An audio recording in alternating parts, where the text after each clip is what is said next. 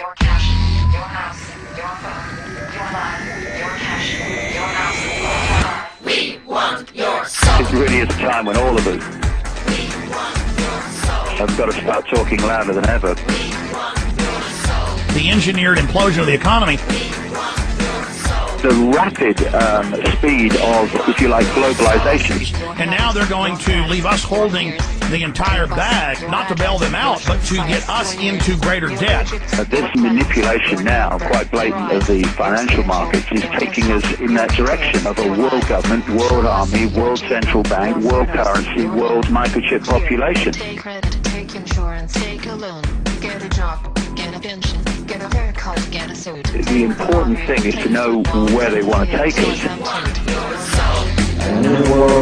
They have to destroy the dollar, destroy the pound, destroy the old order, while they've been building the new world order, this technological enslavement system. The FBI is taking on $1 billion project to gather fingerprints, palm patterns, even digital pictures of faces. Eventually, it could expand to include iris patterns, face shape patterns, scars, even information about how you walk and talk. It's called biometrics. Hi, this is Joe Biden. Can a microscopic tag be implanted in a person's body to track his every movement? There's actual discussion about that. You will rule on that. Mark my words. The New World Order.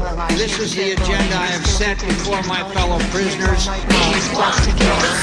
Even the Albuquerque Examiner has the headline, Rahm Emanuel wants compulsory service for your kids. Our first speaker is Congressman Rahm Emanuel. Compulsory then?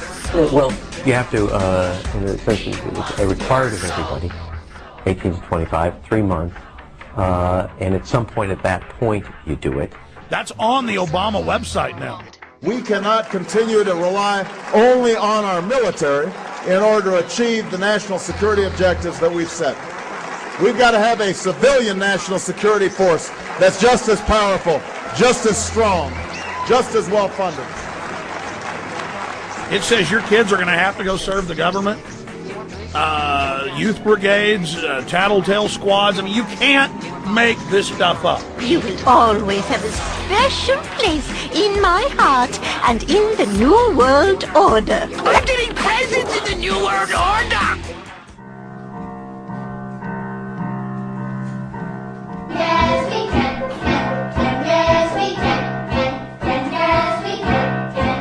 Yes, we can. Yes, we can. Yes,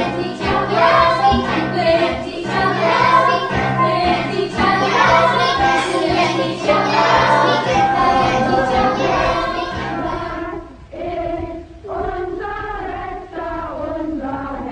I think after 9/11, my friends, instead of telling people to go shopping or take a trip, we should have told Americans to join the Peace Corps, AmeriCorps, the military, expand our volunteers. If it's bad now, what is it going to be like for our children and our grandchildren? They're going to have to live most of their lives in this Orwellian nightmare that is moving so fast. They're not even going to live, David. They're not even going to live. In fact, you've written about this before I was even on the scene, but I want you to get into the population plan. Open UN biological diversity assessments. Open government plans, PDDs, State Department Memorandum 200, the Royal Commission on Population. World government is only a means to an end. They want to also create World War III, global conflict to create the fear. They unfreeze societies with crisis and fear because societies are normally rigid. People like the status quo. But they say it's a danger because they, when things are unfrozen, can mold things the way they want, but also the resistance can mold things. And so this is that window, the enemy's window, our window. That's why all of you have got to shine brighter than ever. We've got to get to the point now where we say, what the heck are we going to do about it? And we have to stop being divided and ruled by the fault lines of religion and class and income bracket and culture and country. We've got to start getting organized. And what we need is to stop cooperating with our own enslavement. We really got to start moving from just understanding more about the game and the situation we face to to doing something about it. Start a blog, call into a talk show, go to a city council, say no. I mean, I'm not saying climb up a pole at night and beat a camera up with a baseball bat.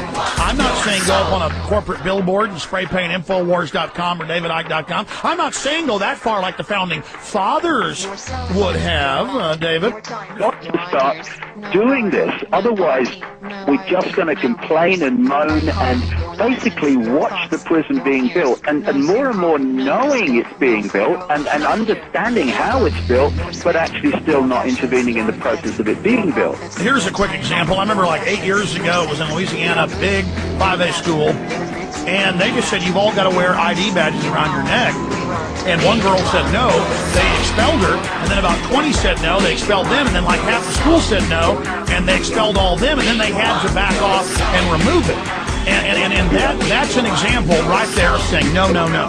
But we have to unite, and we have to take a deep breath, and we have to stop being frightened of authority and realize that in the end, it's frightened of us. You let one ant stand up to us, then they all might stand up. Those puny little ants outnumber us 100 to 1. And if they ever figure that out, there goes our way of life. It's not about food. It's about keeping those ants in line. Well, they're scared to death of us. I mean, look at how the system is trying to chill demonstrations, protests, trying to intimidate. But now everybody can see that we're being looted, that the Treasury's being robbed, that trillions in debts being piled on all our names, and it's an illegitimate, fraudulent debt, and there's no discussion in the corporate media of any of these criminals even being investigated or going to jail. Once people start to see the dots connected, this apparently bewildering, confused, impossible to fathom Makes world total sense. starts to make sense. No more excuses. There's no more excuses. Look in the eyes of your children and grandchildren and tell them your excuses. We now have to get seriously active and organize this non-cooperation with this system. Because if we don't cooperate, it can't function. Gonna win, yeah, we're taking over. Come on! What have we contributed today to bringing an end to this enormously quickening move now to this Orwellian state, and what have we done to inform more people of what's going on? This is the time, folks. This is the window for the enemy and for humanity. This is it, and it's only going to intensify for the next decade, and then that's going to decide the future destiny of humanity. We are at the crossroads. The time when the operation of the machine becomes so odious, makes you so sick at heart that you can't take part. You can't even passively take part. And you've got to put your bodies upon the gears and upon the wheels, upon the levers, by all the apparatus, and you've got to make it stop. And you've got to indicate to the people who run it, to the people who own it, that unless you're free, the machine will be